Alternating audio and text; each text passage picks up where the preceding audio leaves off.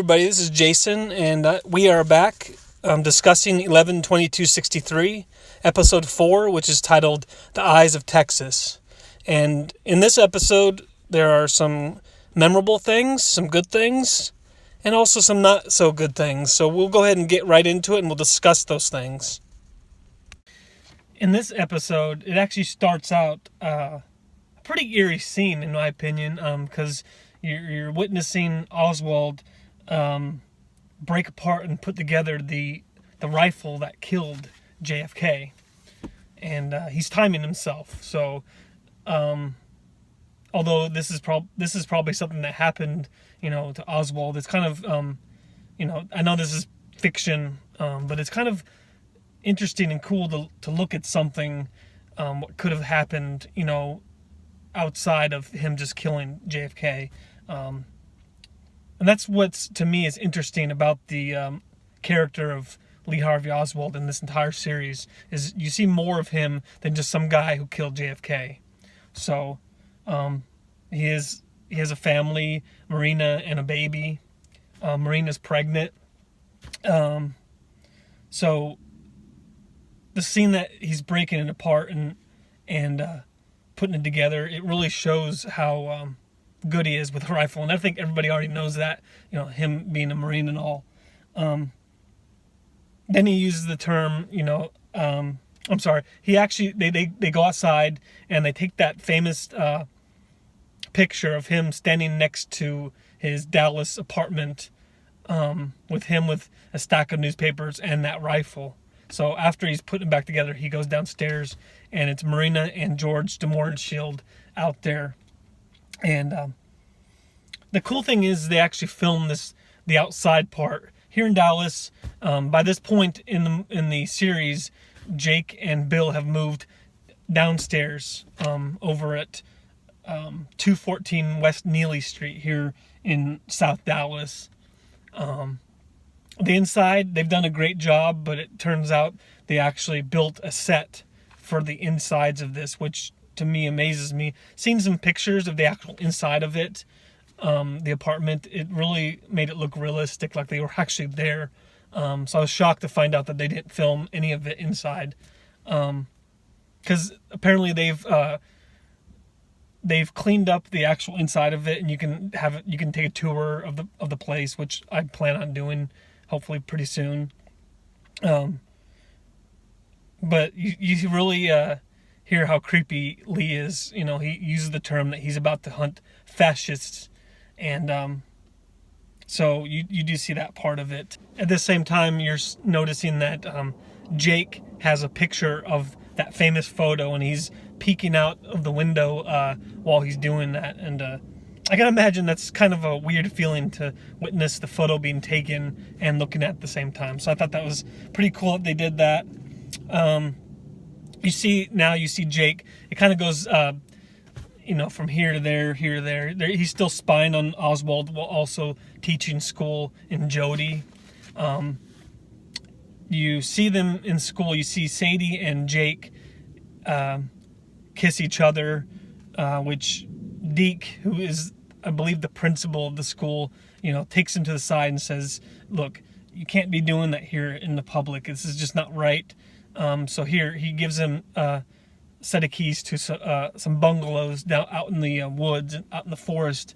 He says, "Hey, take her here, and just keep the relationship a secret." Again, this is 1960s, so it just wasn't right back then that some two teachers could have, or two people from the school could have a relationship. So, and that's part of this episode. You do see their relationship expand a little bit compared to the previous episodes. Him taking her to the bungalow and spending the weekend together. You then actually hear from Bill. Bill actually goes all the way to the school to tell Jake that he needs to come back to Dallas and listen to some recordings that he's been doing. So during the day, while Jake is teaching classes, Bill is actually back listening to the recordings and kind of still snooping on Oswald and Marina. And this is the start of a problem I have right here with Bill. And you notice that he has a thing for Marina, which I guess at this point it's okay. He's spying on her, snooping on her, checking her out. But later on in the series, we'll discuss a little bit more. So at this point, it's innocent and there's nothing really happened. And they only talk to each other once in this episode, which you don't really want them to talk to each other. You don't want to risk anything. But he sees that she dropped the little doll for their kid, and he goes out there and hands it to her. They smile, and then they go their separate ways. So at this point, it's kind of innocent, and you can kind of forgive it, even though you're still kind of mad at him for even talking to her. But I guess, to think about it, they're neighbors. I guess it would be kind of weird if they didn't say hello, or at least that part of it. So if they had left it at that, it would have been fine. But they don't, and we'll talk about that in the near future in the other episodes. During these recordings that Bill shows him, it actually has Lee Harvey Oswald speaking English to George de Mohrenschildt, telling him that he's got some big plans in the near future. And then George tells him that he's got people that can help you out with this. It turns out they're talking about the assassination attempt on General Walker, which happened in real life. It was I think it's known to this day that Lee Harvey Oswald attempted assassination on the general here in Dallas and failed. And it's said that this is the dry run for the president.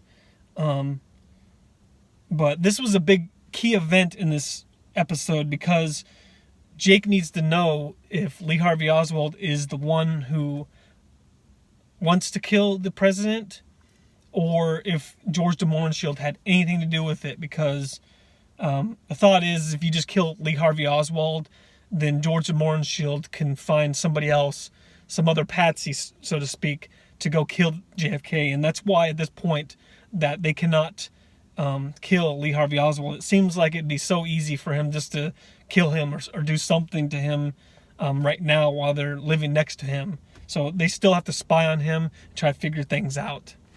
You are seen with Mimi. Mimi is another person at the school, I think another teacher or secretary or something like that. And somehow she has found out that Jake has been lying, that his real name is Jake Epping and not Jake Amberson.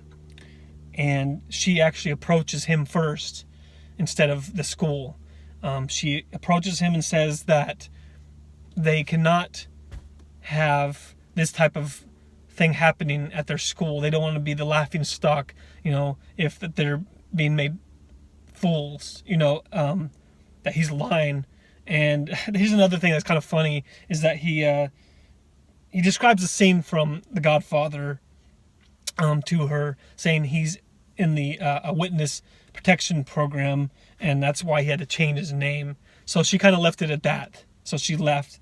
I thought that was pretty funny, just like the other episode where, he makes it the story about him being part of the MASH unit. So I thought that was pretty funny.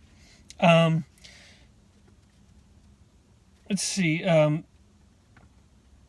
Also, throughout this whole episode, you see stuff that Sadie is kind of questioning some things of Jake, that he's just very mysterious. He, like I said in previous episodes, he's with her and then he has to suddenly leave without any explanation. So she has a lot of questions about that, which definitely I totally understand that. Also in this episode, you see Jake and Bill follow George de Mohrenschildt and Lee Harvey Oswald over to it's like I don't know what you call it. I guess it's a place for prostitutes and stuff like that. Yeah. And they follow them up there.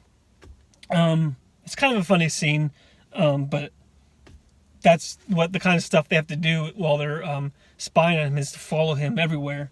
So this is one of the places that's pretty funny, the interaction between Jake and Bill. So at this point, Bill is still listening in on Lee Harvey Oswald and Marina, and he hears them fight a lot. You are more aware of the way he feels for Marina. He just gets disgusted by the constant abuse that she appears to be having, because he can hear it through the walls, since they live right downstairs of the Oswalds. At the same time he's doing this, Jake is following George de Mohrenschildt over to some warehouse where there's some discussion with some other men over there. And at this point, you see Johnny Clayton again, which is the ex-husband of Sadie. And he's a creepy character. The guy that plays him is very, very good on this. So he's kind of like, you need to stay away from my wife, because at this point I think they're not really divorced. I don't think he allowed them to get a divorce. He didn't sign the paperwork or something like that. So yeah, you do see that, and they kind of leave it at that. There's more to it, to this character later on in the series, which is excellent, and we'll discuss that down the road. Jake comes back to the apartment that night, and at this point, Bill is just frustrated and upset at the whole situation of the arguments, and he's about to go upstairs and tell, and punch Lee Harvey Oswald and tell him no. And unfortunately, they can't. He can't do that. Jake has to prove that, hey, Marina lives. Marina's okay. She's gonna have to just deal with this, and she'll be fine. So I can understand Bill in this situation, but I can also understand Jake. Hey, we can't do anything about this. So it's pretty good, an interesting scene here, that you got two dilemmas here on both characters, and it's kind of cool how they do that. So yeah, then later on, again, there's two different lives here for Jake. You have the apartment in Dallas, and you also he has a house, or I believe, yeah, it's either his house or Sadie's house, that in Jody. And you have Sadie going inside the house with some music playing, and this is the ending of it, and it does leave it on a cliffhanger somewhat.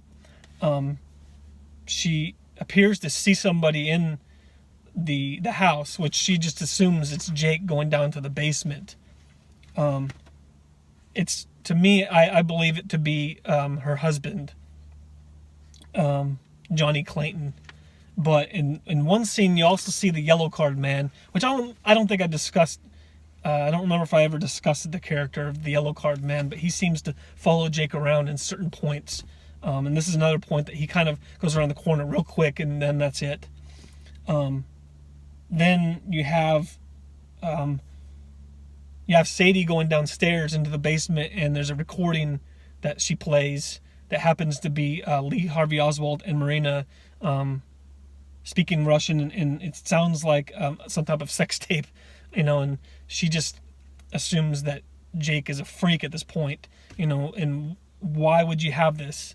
So at the same time, Jake approaches her while he's walking in the door, and of course she slaps him and walks away, and that's the end of the episode. Pretty good episode. It's a little better than the last episode, but still there's still some slow points a little bit, because again, I try not to judge it from the first and second episodes, but I'll give this a 7 out of 10. Definitely makes you want to watch more, and definitely worth the watch. So again, 7 out of 10. Definitely watch this one, and then it's going to leave you on a cliffhanger that makes you want to watch the next episode. And that's the key to TV series, in my opinion, is that they make you want to go to the next episode and continue, and they actually work that here very well. All right, everybody, thanks a lot. I appreciate it. Again, like I say in my last videos and other videos, go to Facebook and go to facebook.com/DVD Review Dude and like that page. Please subscribe here. I would very much appreciate that. Share my videos if you feel like it. Give it a thumbs up. Appreciate it very much, everybody. Thanks a lot. Have a great day, and we'll see you next time for the next episode.